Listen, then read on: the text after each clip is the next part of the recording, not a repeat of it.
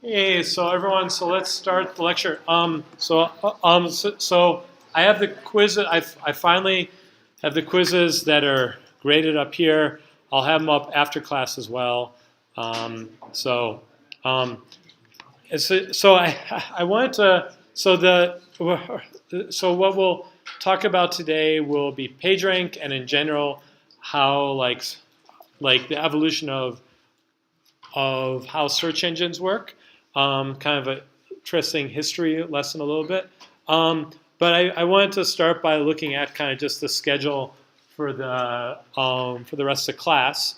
So a couple of things. Note the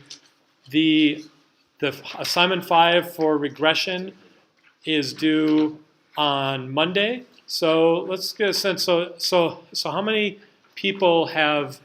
How many has anyone finished the homework yet? Okay, so how many people still have a lot left to do? So okay, so I've had a few requests to move the deadline back. But before we discuss that, also note the final report is due next week Wednesday. Okay, and then there's also a poster outline due the following Monday. Okay, so the reason, so these deadlines are kind of stuck. Okay, so I want the final report due so you have time to take what you've done and then make a poster out of it. And then there's a poster session which is going to be on Wednesday the 29th. And basically I need the outline by the 20th so we can give you feedback by the 22nd. So then we have like a week to print them because there are like 40 posters and the department is going to print all the posters for us. So we need to give them a long enough window to do that in. And then, let's see, you don't need me down here. And then there's, so the poster presentation is due, and then there's also going to be another shorter homework on the graphs and page ranks and the stuff we're talking about now that's going to be due on basically the last day of class. This deadline also I don't want to move. I think I'm not sure I'm allowed to have it any later than that. But this one should also be kind of shorter on the hopefully about the same scale as the frequent directions homework. I'm going to try and have not the frequent item homework. I'm going to try and have that posted by the end of the week as well. So I'll discuss more next week probably about the posters. I'll try and bring some examples of other posters as well. But the poster presentation is something you all have to come to and should be a lot of fun. So this is kind of, the poster presentation is kind of like the final exam. So it's in what I think is kind of our final exam slots. It's weird, this is a non-standard time, so it's pretty early, but so it should be a big fun thing with lots of posters and stuff. So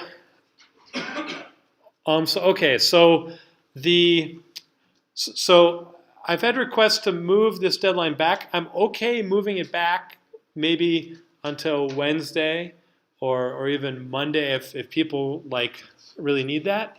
But I can't move back these other deadlines because there's some time constraint for that. So what do people think? So who would like to move back the deadline for the regression homework? And who would like to keep it where it is? Okay. And are there votes, Anusha, from the people out? Okay, one.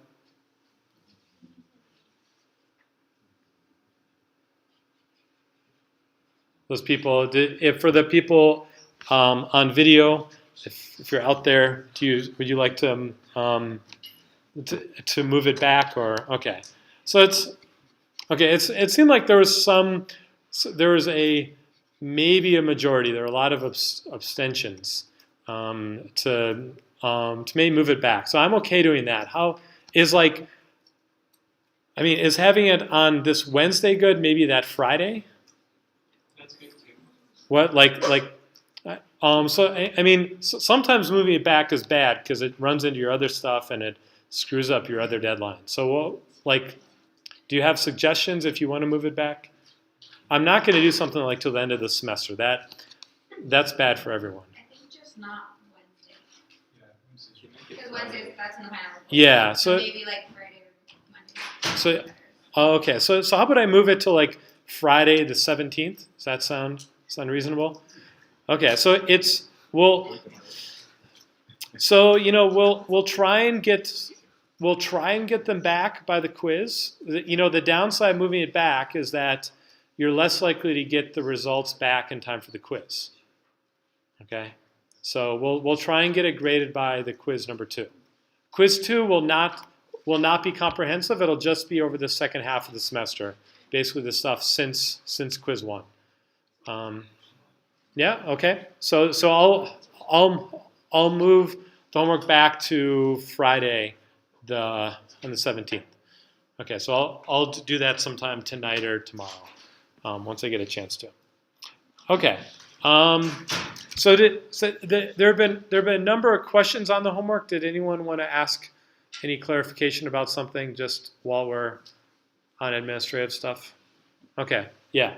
Yeah, for the thing that has the outline of the function in MATLAB. Yeah.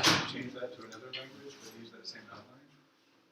Oh, yeah. I'm sorry, you're asking me to do that, or for you? Oh, no, I mean. So you can write it in any language you want.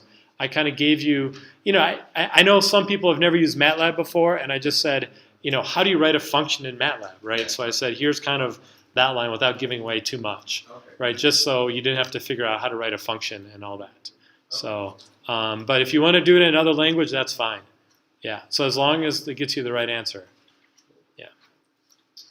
Did we decide then that the SVD and MATLAB gave you the US and V transform? No. Sorry, I made a mistake. The SVD in MATLAB gives you US and V, and then you can recover A. Here, I'll write this on here. If you call that's a U, S, and V. So if you call SVD of A in MATLAB, it's going to give you 3 matrices U, S, and V, and you can recover up to numerical error by U times S times V transpose. And prime in MATLAB gives you the transpose. So you can recover it this way. So I'd written not enough sleep. I wrote something wrong on Canvas. So, but I think it was right in the notes the whole time. So. Sorry for confusion on that. Yeah. So in the second question, yeah. you asked how large L should be for the error max to be a certain value. Yeah. For the second question, how large should be? Yeah. So there are two. So you kind of want to find this inequality here. So. Where? I had question second A. What? 2A. 2B, right? So 2A. So can you repeat the question? So we should not actually keep changing L, right? The size of the L should also always be D by D. But if we do that. So the size of matrix B is going to be L by D. And you want to find the value L where you satisfy basically this quantity is at most this value. Right? And so as you make L larger, this quantity will be smaller. And you can calculate that in MATLAB. It turns out you can run this command in MATLAB and it will calculate this quantity for you. Right? And so the larger you make L, the better approximation B will be to A. And so that means that this term will be smaller, and you want to find the smallest value L such that this term is smaller than when you calculate this. This is fixed. This does not depend on L. right? But in the algorithm, what was happening was you asked S to be made a diagonal matrix. Yeah. But when I do that and then change L and not give it 30, Not give it. I should keep giving L as 30. Well, no. So L, so L is going to be somewhere. L is going to be in the range between 1 and 10. I'll tell you that, which is going to be, which is always less than 30, which is equal to D. Right. So you're going to have an algorithm, FD, which is going to take in a matrix A and a value L, and you want to figure out for what value L does the output of this is some matrix B, which is L by D, that satisfies this. So I did get a value less than like between 1 and 10, like you said, but what I had to do was the S I did not have to, I should not have made a diagonal matrix, I had to pad it with zeros. Yeah, so in order for at some point you need to do something that looks like this inside of the code, right? And in order to get the dimensions to line up, you need to make it diagonal and then pad it with zeros. Yeah, that's right. Yeah. So there's some details in MATLAB you have to figure out how to do that. There's lots of documentation out there. Hopefully it's not too hard. It should just be 1 or 2 lines. So yeah. So okay. So I have office hours tomorrow morning also at 11 to noon. So and I try and answer stuff online on Canvas is the best way. Okay. So let's get back to the lecture. So today we'll talk about the PageRank algorithm. And in general, this kind of algorithm really revolutionized the search engines on the web. And basically, so if you don't know, the history of this is when Sergey Brin and Larry Page were grad students at Stanford, they discovered this algorithm, and they dropped out of the PhD program and started Google, and they're now some of the wealthiest people in the world, right? So this is a pretty cool idea, and we'll discuss exactly how this works, but also a little bit of the history of how they came to this idea and why this was such a revolutionary idea. So I was reading someplace before the lecture, they were like 23 and 24 at the time, right? So if you're still younger than that, it's the time is now. If you're older, it's not too late, but it's that's pretty cool. So all right, so first of all, what is a search engine, right? So how does this work, right? I mean, all of you hopefully know what a search engine is. It's now such an important part of most people's, at least people on the internet world's life. But how does a search engine work, right? You type in, there's some box, and you type in some word, say pi, and then what happens is you're going to have these links to all these web pages that are returned on this page, right? So you're going to get something like this is to www.pi.com and so forth, right? And so you're going to get all these different links, and it returns these links like super quickly, right? In Google, I don't know if it still does. It says like this was returned in 0.01 seconds, something like that. How can it uncover like the entire web and tell you which page to go to?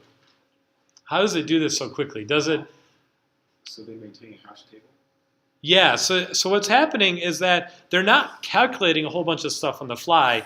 They're pre-computing a lot of these answers, right? So for most, there's something like a few thousand search terms which make up like 99% of all searches.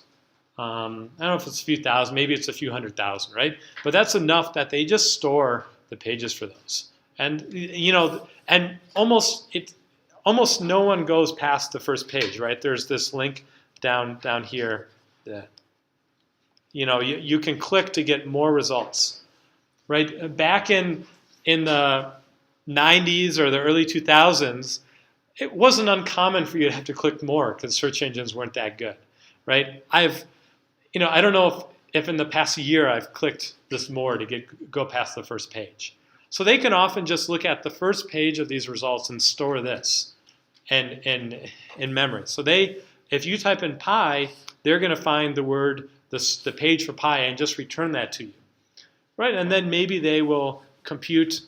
Maybe they have the first few pages in cache, and then if they need to go more, they will maybe compute more of them.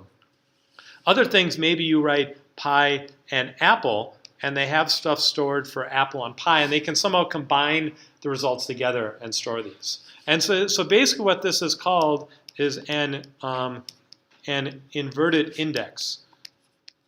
So for each of the search words, you have, like, the word pi is going to map to this list of all these web pages, like pi.com, and then it's going to be all these other ones here. It's going to store this list. Maybe it's the top 10, maybe it's the top 100 of these, and then it may have another one for Apple, and so it'll know that some of these are going to be searched together with pi, and it's going to have to combine them together. But probably the first hit here is also going to be is apple.com.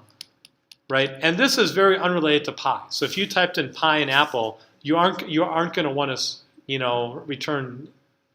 You aren't going to want to have this result, right? But there's going to be some other results that are common for various other subclasses, and it will somehow combine these two lists. And there's some magic that's going on here in how it's combining these two lists. Okay, so I'm not going to talk too much about how you return these inverted indexes, but we're just going to kind of think of, for each of the possible search words, we're going to kind of build these lists of these most important web pages. That's going to be returned. Okay, and it not only has a list of these web pages, but it has them in a sorted order, right? So this is from most to least important. Okay, and so how does it return? So not only does it find all the pages that have to do with pi, but it finds them and it sorts them. It says this is the most important one, this is the second most important one, and so forth. And there's some other various sorts going on. They say, well, if there are two pages have very similar content, I don't want to return both of those. I try and make it so it's so it's also diverse. So it's not all returning the same thing. For instance, if you search for apple, the first one will be the company. The second one might be about the fruit, right? But it's going to try and give these diverse things. And there's a whole bunch of other stuff that goes into that. And so this has kind of been this idea of building these inverted indexes is kind of much older than the idea of PageRank. There were these search engines that came much before they did this. What is the kind of the critical thing is some measure of the importance of these web pages. So I don't want to just, I can return any web page here. I want to return the ones most related to the word pi, right? So this is basically how initial of these search engines work. They say, if someone searched for the word pi, I want to somehow find web pages that are related to the word pi. Okay?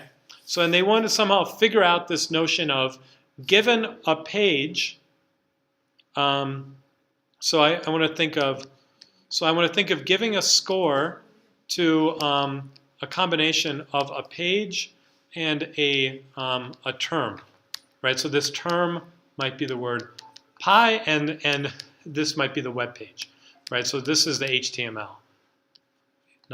HTML. Okay, so I want to somehow give a score of the importance based on the word pi. But the score may have to do with things that have nothing to do with pi. It may just have to do with how important this web page is as well. This is kind of this kind of, there's some black magic that goes into here, and even Google now, part of it has to do with PageRank, which we'll describe. Part of it is some other proprietary stuff that is not published anywhere, and we'll kind of see why that they don't do it throughout the lecture. But in fact, part of this now is done through some machine learning algorithms. They will present a bunch of links for the word pi, and they'll see which ones people click. And if something is clicked more often, they'll tend to move that towards the top of the list. And so this goes in towards some way of tuning this scoring function. So there's some very complicated stuff in here. But one of the key elements of it is going to be this idea of PageRank, which we'll get to. Okay. But let's first start a little bit earlier than that. The first problem is we just wanted to understand the similarity between some HTML and some term, right? So this term could be, this term is something like pi, and this is HTML, or it can be some other search words. It could be apple and pie, right? So how would we compute the similarity between an HTML of a web page and a term?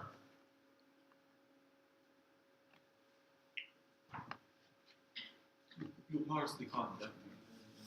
You do whatever similarity, however you decide. It could be like the n-gram or like.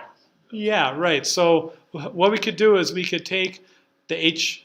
I don't know why I keep writing that H there. Another H. You can take the HTML and turn this into the text that actually appears on the page.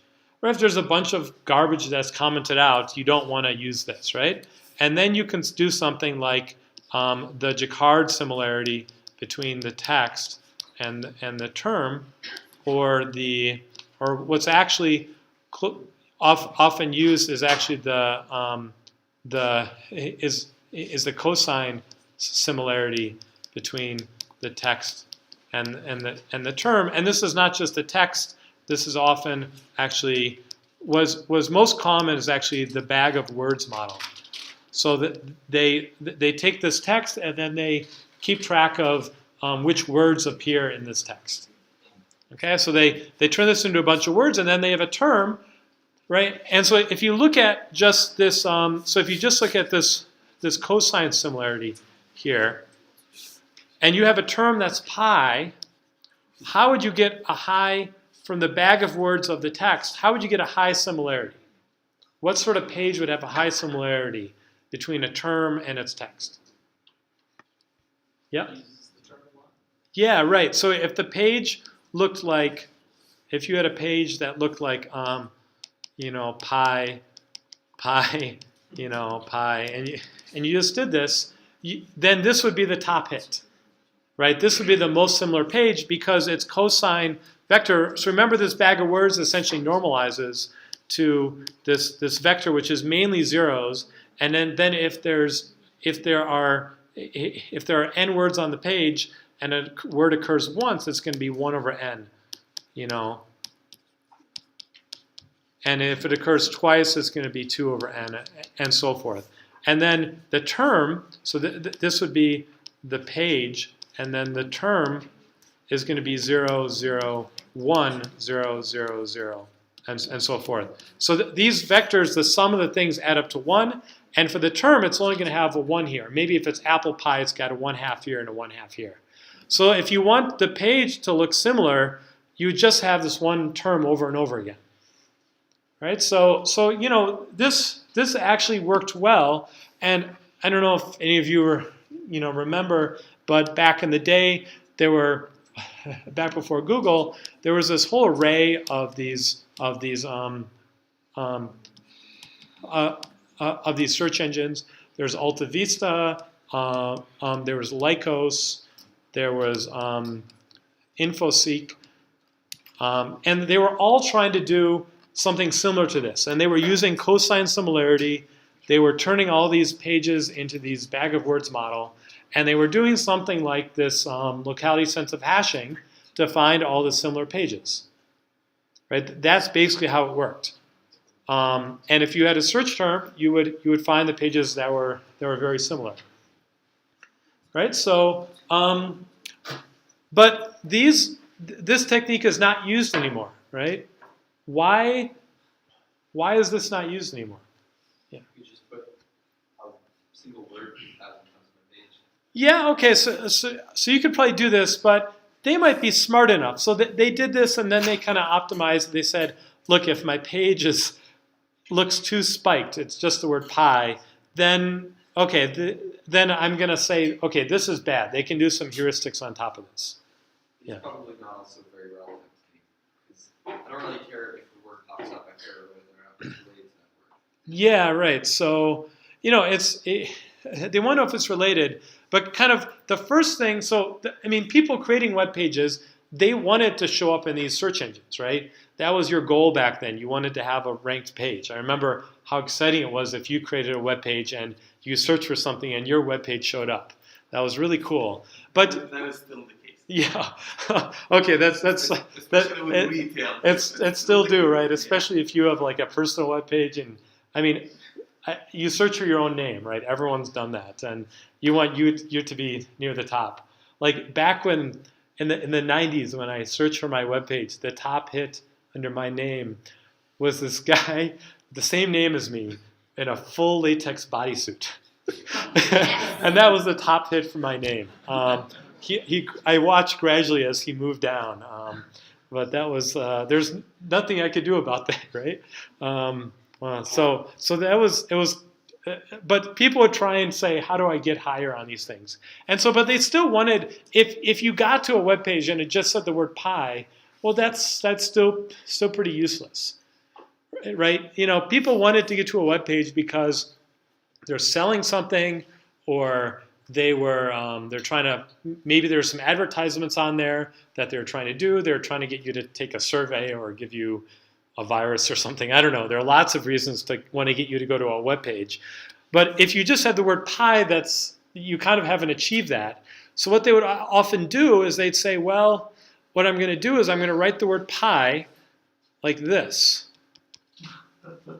So I switched to a white pen there, right? So you couldn't see it, right? So I'd write it or in yellow, you can kind of see it there, right? So they'd write it in the same color as the background in really small font over and over again at the bottom of the page, right? And you would see this, and that would really optimize this. And they would figure out, well, if I wrote it more than some threshold, they'll catch me. So they'd figure out what this threshold is before the filter, which would say, okay, they're spoofing it somehow.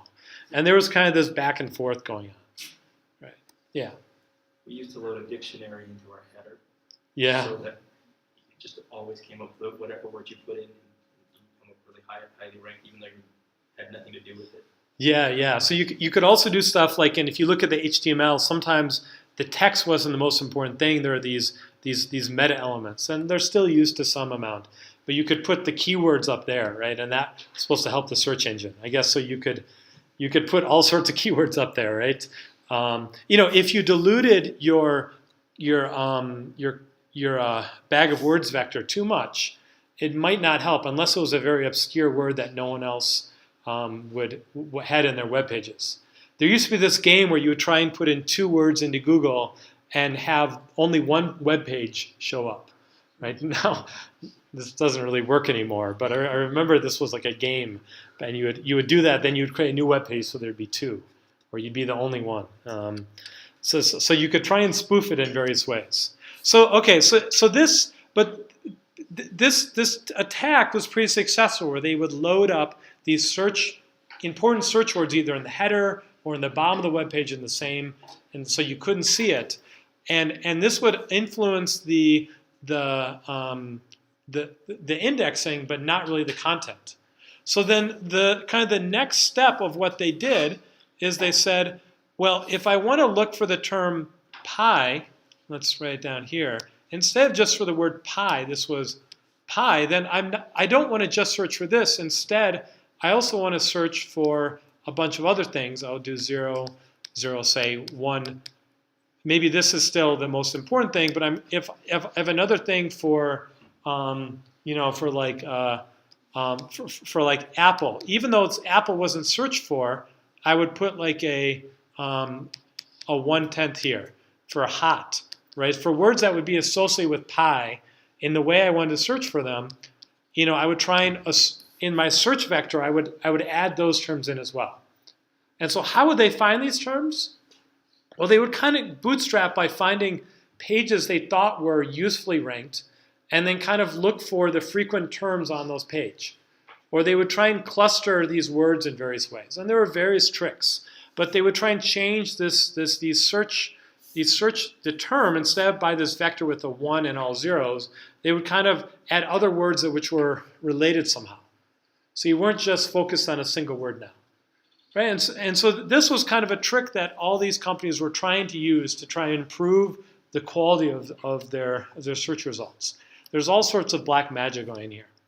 But all of these techniques, there was a single way to kind of hack all of these.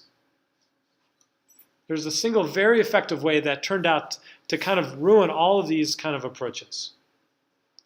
There's some metric which they had some way of converting a search term into a vector, and most people didn't know what this vector was, right? But it converted into a vector, and then they would find the most similar pages by, say, the cosine similarity. Right? So how would you make your page work well with that? Yep. Find the highest ranked page on the search engine and just copy that. Yeah, that's right. So what you would do is you would search for the word like pi, and then you would get these top 10 pages. You get all these pies, then these pages, then you would copy and paste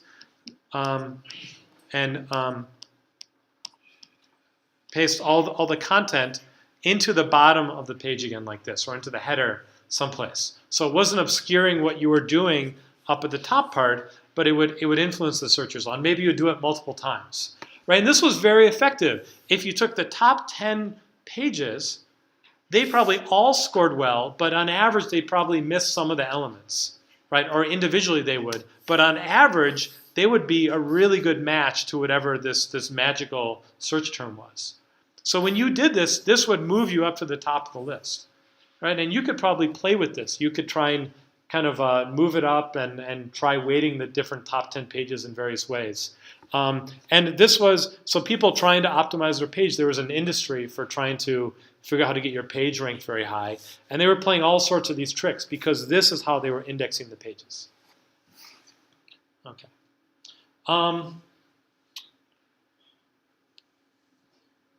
Okay, so then so this was kind of the state of the art for a while. This was still very, very, very kind of revolutionary, right? But this was not all of it. Kind of the other aspect of this is instead of just using the content, they would say, well, the idea is a page was important if there was a hyperlink that looked like, say, href,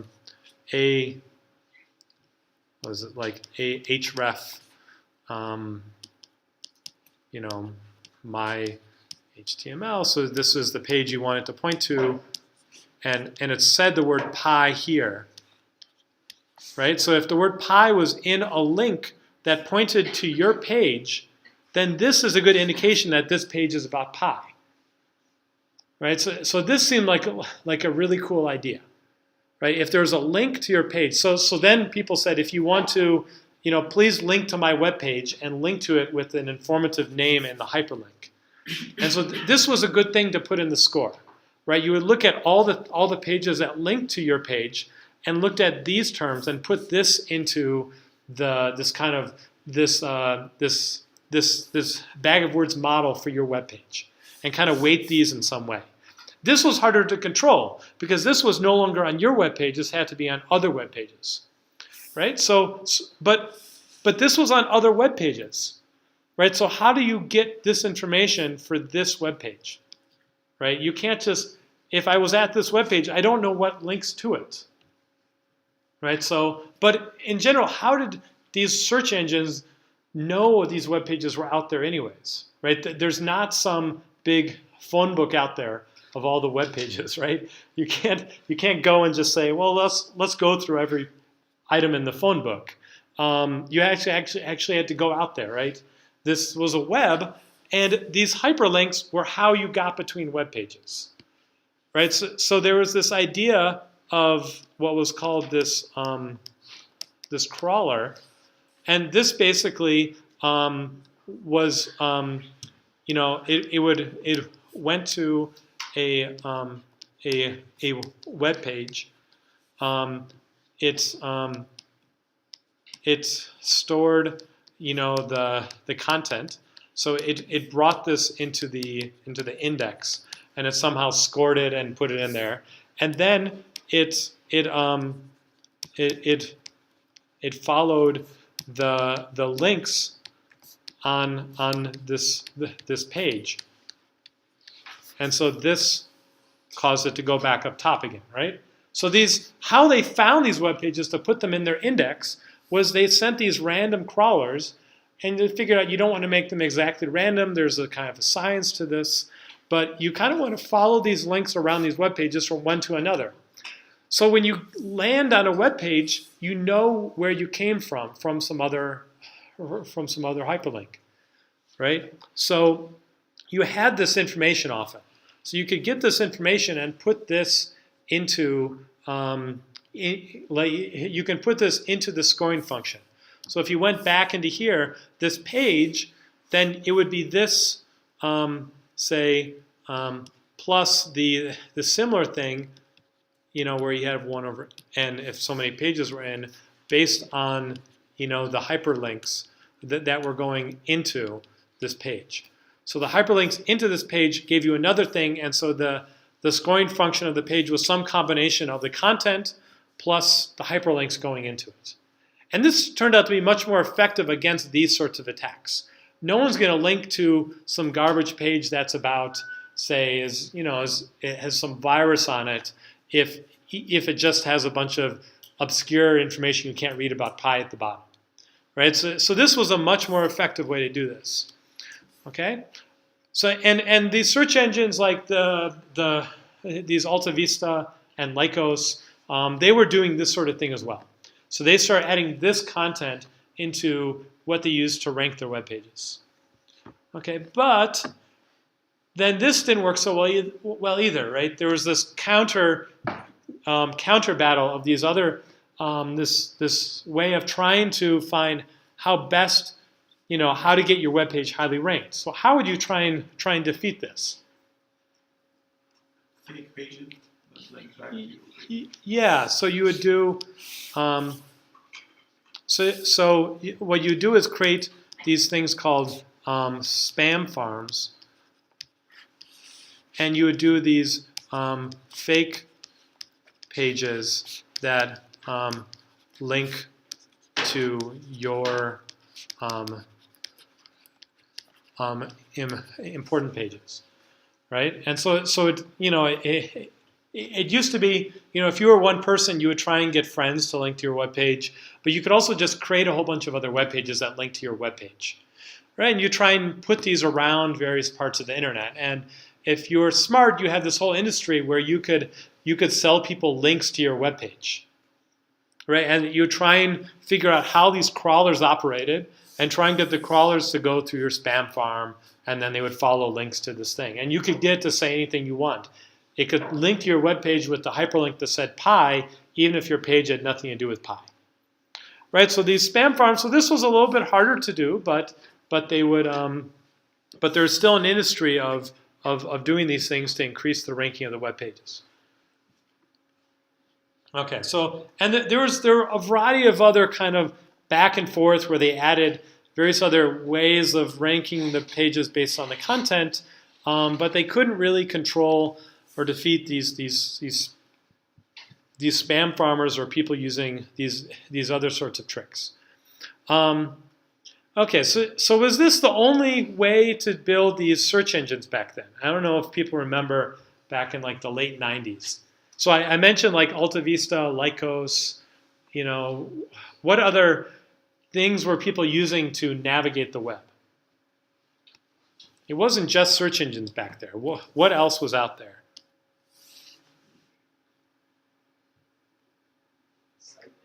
What? What? Oh yeah. Like, so if you had your own website, you would have like a sitemap, right? Where you would. So this is if you had like if you'd have something like the University of Utah would have a big sitemap. So it'd be like utah.edu, and then they would have a page that had the links to all the other pages, and maybe in some hierarchy. And then, cs.utah.edu would also have its own sitemap. So you could go find the sitemap and then navigate to where you wanted to go. And in fact, these were useful because they pointed to the important pages, and it kind of was useful for the search engines as well. So people would navigate this. But you kind of had to know to go here, right? In order to find this web page, you would say, well, I have to know what the address is, right? And so you would have some physical sign with the web address on it, and people still do that, right? But now people rarely type in the actual address to a web page. It's easier often to search for it in Google or something else. So this was one way, and this is basically, but this was only on single pages, right? If you wanted to find some interesting pages out there, how would you get onto these? How would you get onto these main sitemaps? What were other companies out there? So there's these other companies like Yahoo, right, and LookSmart was another example that had a completely different approach to doing this. And they basically built, their attempt was to build a sitemap, essentially, of the entire web. Right, so the start of Yahoo was also by two PhD students from Stanford who, I guess, procrastinated and browsed the web a lot and kept track of all these links, where they would just go around and do it. And they had this page where they had all of these links to all over the web that people found incredibly useful, and they dropped out of grad school and built a company, which was Yahoo, around it. That's how they started Yahoo, and up until fairly recently, Yahoo still had this big kind of sitemap where they tried to keep up the whole web. And there was some business model. You could put ads on the sitemap, but you could also, and LookSmart did more of this. They allowed people to pay them to list their web page in a prominent spot. But they had this one web page or this hierarchy of pages that had all this information on it. So Yahoo still does that to some extent. Like if you look at the Google front page, it's very sparse, right? It's just the search box. Whereas the Yahoo front page is very cluttered, right? That's because historically they had this sitemap where they wanted to put everything on there in front of you. Now it's like a personalized sitemap. You can kind of personalize what sort of thing you want, and that's still the personalized Yahoo front page is still one of the most popular web pages, if you count all the personalization part out there. Most people who are in computer science don't use Yahoo as much, but there are a lot of more older generation of people who would still use the Yahoo webpage just because the content's there. They don't have to figure out how to search for it, and it's just simpler for them. Some of this is changing and so forth, but that's still the case. So this was kind of the other competing approach. And back in the late 90s, it wasn't clear which approach was going to be better. These search engine type approaches were really being spammed like crazy. You would get all sorts of horrible content, and it would look like you're going to click on something good, and then something horrible pops up, right? And that would happen all the time. Whereas the Yahoo was more reliable. So it wasn't clear. This looked like maybe this was the right way to build This was like a phone book of the web. They had built the phone book themselves, right? And that's around when the PageRank algorithm came around, right? So the idea of PageRank came based on two basic ideas, okay? The first basic idea is pages are important if they are linked, so this is PageRank, are linked to by other important pages. Okay, so we were doing something before with the hyperlinks where pages were important with the keyword if they were linked to by other web pages. But now we're saying they're linked to by other important web pages. So it seems like a chicken and an egg problem. We want to know which are important in order to say if a page is important, then its link is worth more. Okay, so then the second thing was how to understand this notion of importance.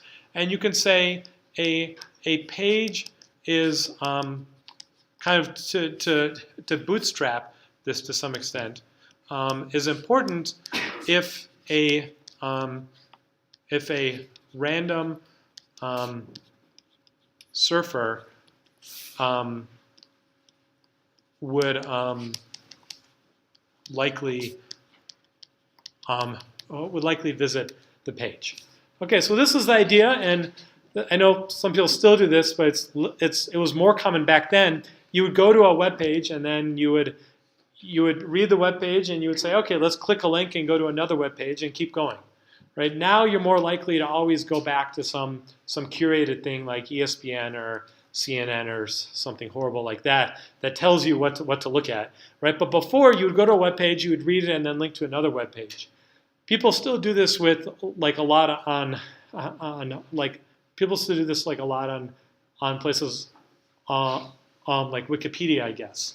But this was very common back in the day. That if you were a random surfer just in your office procrastinating, you would go from one web page to the next, kind of learning this. And as an experienced grad student, I can kind of guess how they came up with this idea. That if you keep coming back to a page, it must be important somehow. So they wanted this idea of a random surfer. And this was kind of similar to what was going on with these crawlers anyways. The way they gathered the data was these crawlers were essentially randomly walking around. Okay, so this kind of is some quasi-definition of importance. But how do we calculate this importance? Right, so how do we think to actually give a score of importance based on this sort of definition? How do we formalize this and calculate this?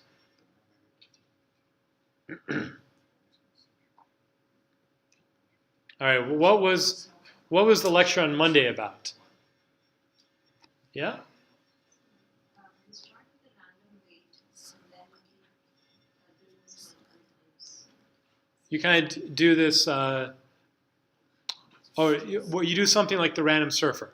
Yeah, right. So you actually want to simulate these random surfers, right? So one way of doing it is saying, okay, if I send these crawlers out and these crawlers keep coming back to the same web pages, they must be important, right? But we want to. This is a way that works okay, and if this is kind of like this Metropolis version of the algorithm. But as I said, there's this other version of it, and basically what they want to do is they want to set up the web graph as a Markov chain. Right? So they want to set this up as a Markov chain and then find this Q star, this stable distribution, this of the Markov chain, and this is a vector over all the web pages, right? So then Q star of a page is going to be its page rank. And so this is a score of how important a web page is. Okay? So I somehow need to set up the web graph as a Markov chain, and then I can, and after that I can do this. I can calculate this page rank. And one way of doing it is if actually I do this random walk with the crawler, and I just keep track of where the crawler goes, that'll kind of give me an estimate of this. But this turns out not to be the most efficient way of doing that, right? So we'll see that in a little bit. But let's first talk about the modeling of how you build this Markov chain. How do you do this correctly? Right? And so the first idea is that the web graph is this graph where you had these vertices where the pages and the edges are the links, right? So the pages and the links, and this makes sense as a graph, and it's a directed graph, so a page can go to one of these links. Okay, so if a page links to 5 different other web pages, then the Markov chain says I'm going to go to one of those 5 web pages with probability 1/5 each. Right? So I can think of this as this probability transition matrix, and it's this huge matrix, right? It's the whole web graph. But for one page here, it's almost all zeros. I just need to store, say, 1/5 for all of the web pages it actually links to. So I can think of it as this web graph is this huge matrix, but I actually only need to store the links here, right? And if you're implementing a Markov chain, you actually don't need to store this whole matrix. You only need to store the possible places you would walk to, right? So you don't, even though it's sparse, it's very natural to use kind of this very compact representation of just a list here. All right, so this is the basic Markov chain you could set up, right, as a web graph. Okay, but this is not the Markov chain that was set up for paging. This is not exactly how they did it. There are a couple problems with this approach. There's kind of one technical problem and then one kind of problem from like the spam farm, point of view. Okay, so what are the problems with this approach, this way of setting up this Markov chain? Yeah. That's like the biggest matrix ever.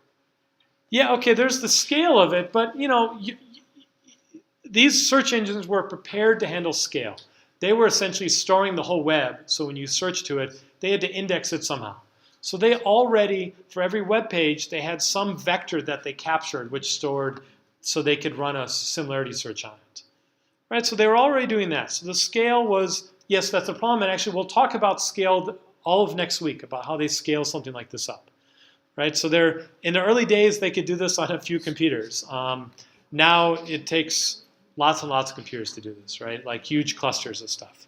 But not the scale. Let's not worry about scale yet. 2 problems in the modeling of this. Yeah? The web doesn't follow those 3 rules we... Yeah, that's right. This property is not this term ergodic. What makes this web graph not ergodic? Yeah? Cyclic. Cycles, no, the cycles is not a problem. As long as any one page refers to itself, that takes care of all the cycles. So if they can just add in their own one page that links to itself, that destroys all cycles. It has to have the same, all the cycles need to be the same length. And you have one cycle of length 1, so that's okay. Yeah, so. There are regions of the web that aren't connected directly to other regions of the web. Yeah, right. So there's some part it's not connected. So this was kind of a problem, but there are places like Yahoo that were trying to connect the whole web, and the